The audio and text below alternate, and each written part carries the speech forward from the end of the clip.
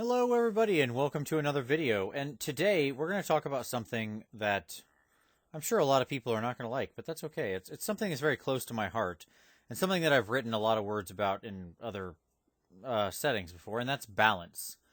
Balance and success. Namely, by the end of this I want to talk about the following question. I don't think I have an answer to it, but I have some thoughts on it, and I want to share them with you. And the question is, does balance matter to the success of a game? We're going to talk about games in general, and probably beyond. But then in the end, as usual, we'll bring it all back to Wargames and, Warhammer and those kinds of derivatives. I suppose, thesis right up top is I think balance is far less important than people often rate it to be. Now, let's be very clear. I am not saying that if you think balance is important, you are wrong. That is not what I'm saying. You may set your value of balance anywhere you like, and that is legitimate. What I'm talking about here is the overall success or failure of a game. Okay? So, you make a game, you put it out in the marketplace. Will it be successful? And how much does balance have to do with that? All right, so there we go. That's what we're going to talk about. Hopefully we're all on the same page now. Let's just jump into it. So I think if you were to just ask most gamers, not just war gamers, but most game players in general, and you ask the question, is balance important? I think a lot of people would say, yeah, it's pretty important. We'll talk about that a little more later of how that answer can be misleading. But where I think people often overstep is I hear people say something along the lines of, if all this company would do is balance the game, it would solve everything. And I'm sure a bunch of people think I'm talking about Games Workshop there, and Warhammer or something. But I don't think it's not limited to that. Believe me, I've heard this going back to the 90s with discussions on, in D&D. Okay. So, and I'm sure it was around before then. I just was too young to hear this conversation. So it's certainly not unique in any way. My basic thought is that balance is undoubtedly an important element. I would never dispute that. But in the end, it's only one normative value of a larger value proposition to the game. And the reality is there's no direct connection between a game being good overall, like we take the definition, whatever it is, and we unpack good. I don't think at a whole level you can say that that's equal statement to the game is good is not an equal statement to the game is balanced. I don't know where you would seat that logic. Now, if you were saying like to you, your most important factor and what determines whether or not you have a good time with it is whether or not the game is balanced. Okay, I could see that being a valid statement. But there's a distinction there, right? The other problem I have with this statement, as it often gets bandied about, is that balance is such a vague term, okay? And you probably don't, you may not think it's so vague, but I would argue it's insanely vague. In fact, I would argue it's almost devoid of meaning. So let me see if I can explain what I mean by that. Let's talk about movies. We're gonna sidetrack here for a moment, okay? And then we'll come back to the idea of that of what do I mean by balance. I'm gonna sidestep away from the gaming discussion to reframe this. Let's talk about good movies, right? What makes a movie good and what determines its overall success? First of all, those two statements are probably not the same, right? Or maybe they are. I don't know. Maybe it is. Maybe goodness is defined solely by success. But my point is that there are exactly 100 bajillion. That's too many. There's a lot. There's a lot of different qualities, of normative qualities we could define the quality of a movie on.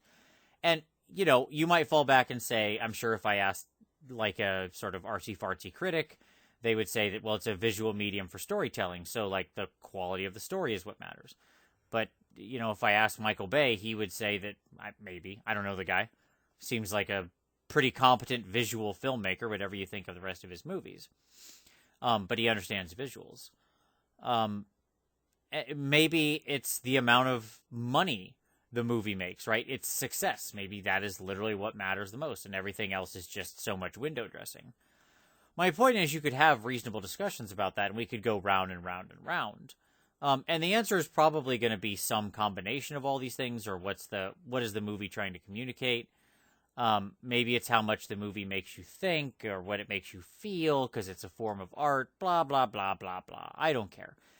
My point is there's no one thing that you can put your finger on and say, A, this is what makes a movie good, or even B, this is what makes a movie successful, right? It's just really hard to pin down. And I'll make this very real for you. Here's 2 movies. Which one is good? I don't know. I know which one I think is good. It certainly isn't the one with the giant robots, sadly, because I have a deep and abiding love of Grimlock. But the reality is that, for me personally, Schindler's List is a better movie than the 4th Transformer movie, right? But I'm positive that if I went out and surveyed a bunch of people, they wouldn't say they enjoyed the latest Transformers movie more than Schindler's List. The reason I can say that with confidence is because Schindler's List, which was an incredibly successful, very deep and sort of moving film, made about $300 million adjusted for inflation, something like that. Transformers made over $1 billion worldwide, with the same adjustment placed. So clearly more, if voting with your dollars is all that matters, if that's to be the rating, that is to say, it is the more successful movie, right? Even though probably on most of these qualities, it's certainly the lesser, right? So its moviness, whatever that means, whatever is hard to define, in a lot of ways, of what you might define a movie as, of good storytelling, good pacing, good characters, good plot, I'm sure it falls down on all of those things, right? But nonetheless, it's more successful. All right, let's bring this back around. So, my point here is that these items of subjective interest have multiple measures of quality. And thinking of one of them as superior to any other, in the largest sense, to determining the overall goodness, success, whatever you want to say, of the game, is a tenuous link at best. Because even like objective things, seemingly objective things, take like a federal budget, right? There's not clear answers as to what's the best measurement there for success. Ironically, including balance. Like, should a large-scale government's budget be balanced? There's a lot of argument over that. There's probably some objective truth that we could get at with that. Unlike art, which, probably doesn't have an objective truth, or not in the same way, at least. Yet, there's still a ton of discussion over whether that's true. Art, books, and even these objective things, like these sorts of budgets or very clear things, have all of these different variable measures. And what one person values in the experience isn't going to be the same as what somebody else values, right? And so I'm not sure that balance is what most people value. In fact, I have pretty strong evidence that they don't. And we'll see that as we go on.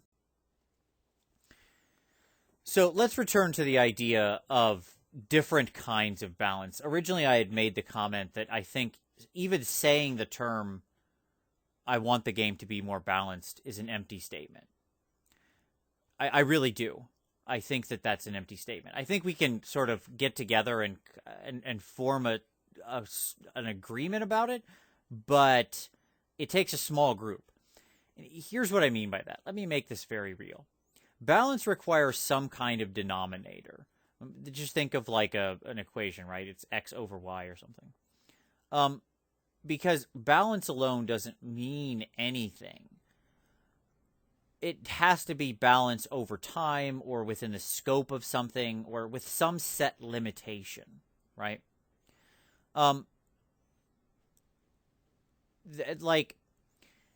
This is very tricky to sort of, really think about, but it's absolutely the case. Balance only happens within a defined space, right?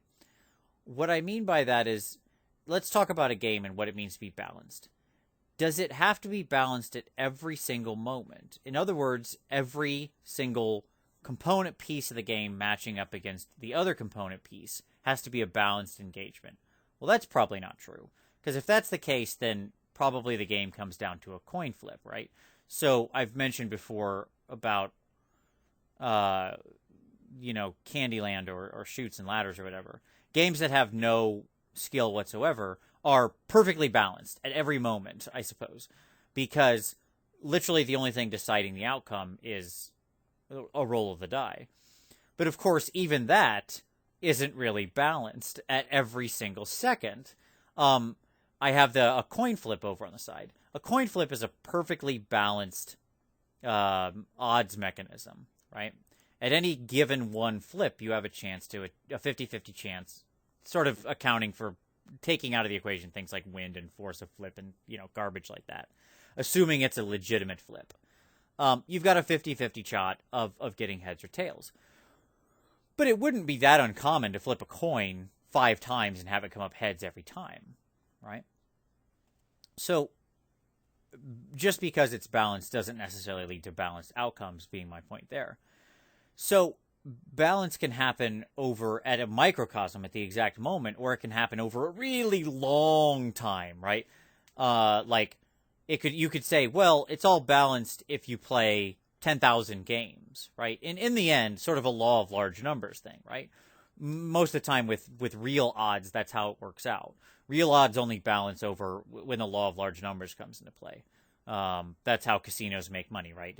The game is set to the odds are in their favor, but just so. And so over a huge number of games played, they come out ahead. So the game's not really balanced. It's weighted in their favor. And I think there are examples of this in gaming. So RPGs have struggled with balance for decades. This is obviously, I have my background's in RPG design, and this has always been a really big deal. And these two games really elaborate on what I'm getting at here very clearly. So second edition D&D saw balance as something that was achieved over a lengthy period of time. Over the 20 levels or over a campaign or whatever you want to say, over the length of the game, the player would experience balance. At low-level, fighters and warrior types were very potent and powerful. They were dangerous opponents. They were hard to stop. And they were very deadly.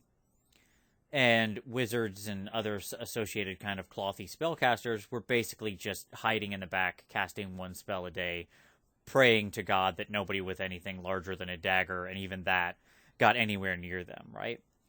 But by the end of the game, the equation shifted. Fighters were still quite potent and very dangerous, but wizards were, moving the cosmos around. So in the span of the whole game, everything balanced out. I should also state that since most games of second edition, at least in most of the players I've spoken to, never went over 9th level, ironically the game was balanced way in the fighter's favor, though if you ask most people, they would say that it was balanced in the wizard's favor because of this sort of imaginary superpower that they had at a high level. When you move forward in time up to 4th edition D&D, the concept of the time that balance was achieved over shrunk way down. 4th edition saw balance as something that happened in each fight, right? So in each fight, every player would begin every combat with sort of an equal amount of resources at their disposal and power that they could bring to bear. That was the concept. Over time, it did drift some. But in concept, that's what was going on, right? And that's very different, right? And neither of those are really insane examples like I gave earlier. I will certainly admit I created 2 straw men at the extremes earlier. saying like at each moment versus 10,000 games. These are two real examples of two games that saw balance in very different lights. And most people would view 4th edition, who play these games, most people would view 4th edition as much more balanced, that is to say. I used finger quotes, you can't see that, but I'm making finger quotes, than 2nd edition. And yet, for whatever reason, for a myriad number of reasons, 2nd edition was far more successful over a much longer period of time than 4th edition was. 4th edition got, realistically 3 good years of play before it tapered off. And even then, it was always on its heels against an edition that was arguably far less balanced that was still being carried on by another company. So in the case of RPGs, it seems that balanced games have really rarely been the most successful. And this only goes farther if you look at, like, if you go deeper than Dungeons & Dragons, which has always been the sort of tip of the spear of the market. You look at, like, the second most popular game through the 90s, which was second or third, was arguably Rifts. That game is insanely unbalanced. The concept doesn't even get near that game. Like, they don't live in the same universe, okay? There is no balance in that game. And yet, it was the second or third most popular game in the RPG space. Now, a very likely thing that many of you might be thinking is, well, that's all well and good, but we're talking about war games here, not RPGs, right? And war games are supposed to be these sorts of direct contests of skill of roughly equal forces, hence balance is more appropriate. It's not a collaborative game against a judge like Dungeons and Dragons, so where interplayer balance might matter less. Although I assure you, to people who engage in these sorts of arguments online, and by the way, the number of people who engage in these arguments online about whether or not classes are balanced, the number of people arguing about this online is more than probably the entire market of wargamers, just based on sales numbers. That being said, it could be that, regardless of that, it could be the case that it's just balance is simply more important. It is the most important thing, because that's what we would need, right? To say that if only, to return back to the original statement that I had an issue with, if only they would balance it, then this game would be fine. Then we'd sell a lot and we'd be super successful. People want to equate those two things a lot. Well, my question is that true? Is it really? I think for a certain subset, as I said earlier, the answer is absolutely yes, that it really would define whether or not they played the game, they purchased the game. But I think that the history of the industry tells us that it's actually, not only is it not the most important factor for overall success, but that it might not even be in the top 3. When it comes to war games, the reality is Warhammer Fantasy ruled above the pack for a long time. It enjoyed a hegemony that few other markets have had. And not that this is a huge market. It's, as we all know, it's a rather niche market.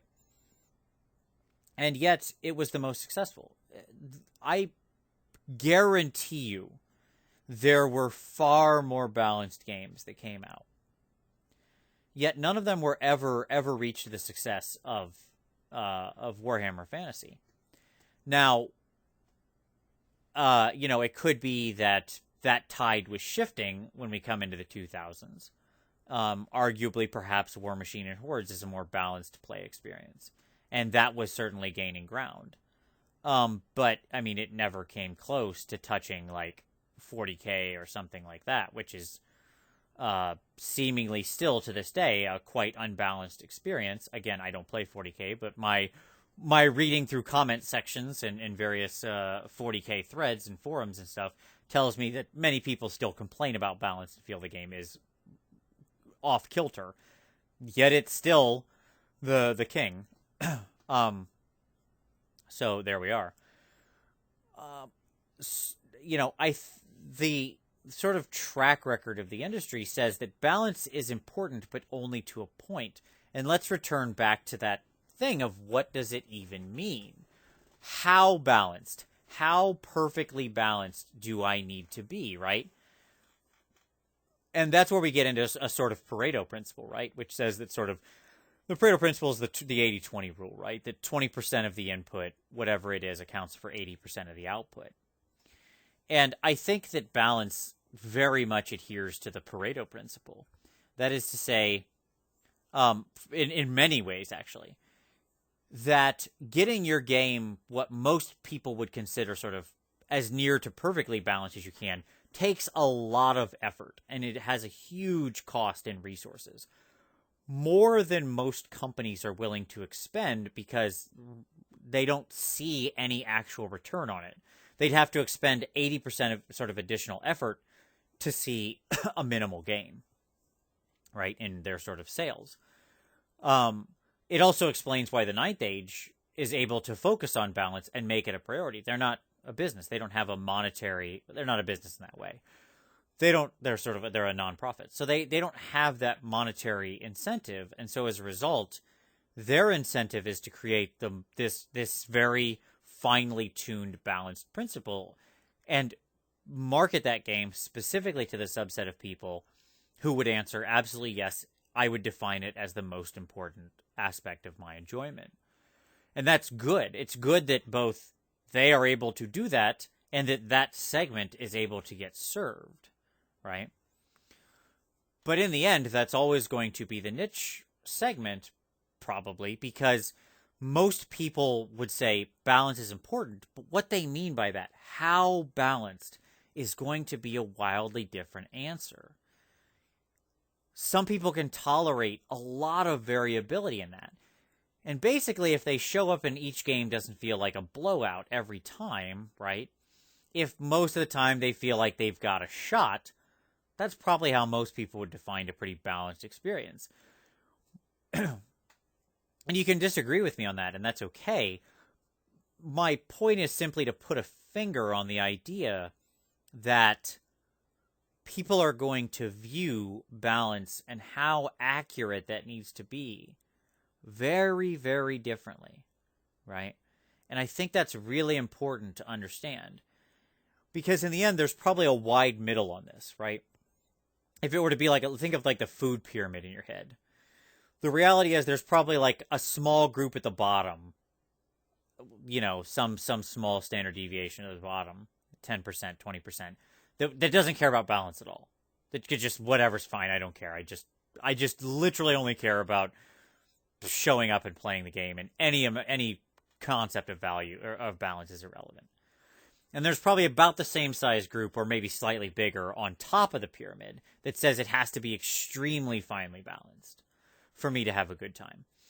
But most people probably fit in the wide middle, right? Where they're like, yeah, they want balance to be a thing, but it doesn't need to be perfect. Okay? Again, that's my suspicion just based on, you know, sort of how I view what succeeds in the marketplace of ideas and simply money. So what I want to get at there is, I had mentioned up at the top that if I simply asked you, do you value balance in a war game? I think you'd probably answer yes. Most people would.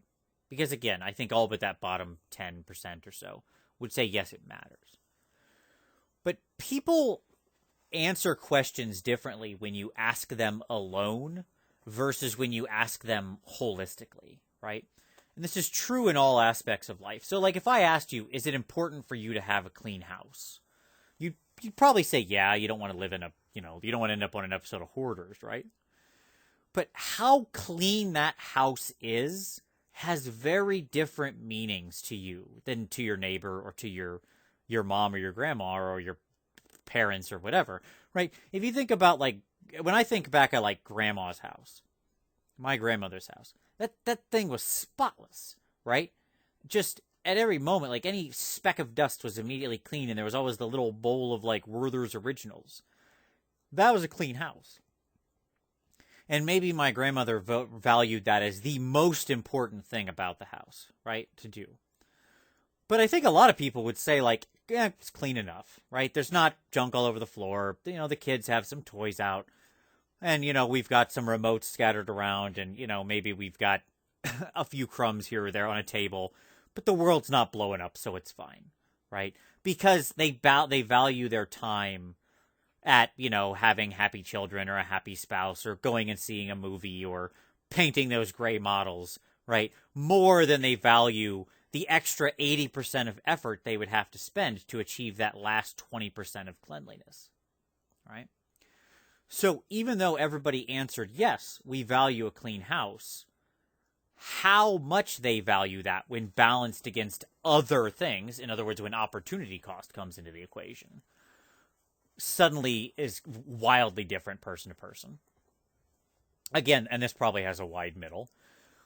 Indeed, how people even define the term of what is clean, right, suddenly becomes very different. So it's for both of those reasons that I think balance alone, just saying like we need more balance, is a vacuous term. You have to have more definition, more rigor to that term. And it's also why I think at the same time that overall it's not the most important factor to determining like the large scale market success of a game. When I look around the industry, what I see is a lot of games that care about balance, but it's more like a close enough. It's treated like most of us probably treat the cleanliness of our house. It's close enough, right? I got other stuff to do. So, of course we all want it, but opportunity cost says we won't get everything, right? That we don't get everything all at once. That's just the nature of reality. You can't have it all perfectly balanced and have, like, if we take this back to a war game, you can't have everything perfectly balanced and make all the best models and, you know, support all the best stuff and maintain the best community and have the best fluff and down the line, right? Like, there's going to be sacrifices just because in the end, there's, you know, some kind of like fiduciary responsibility you have to either your shareholders or to stay in business so you can keep making stuff for your for the people playing your game, right? And so it's easy to get distracted by some of these things. You have to make tough choices, and priorities happen, right?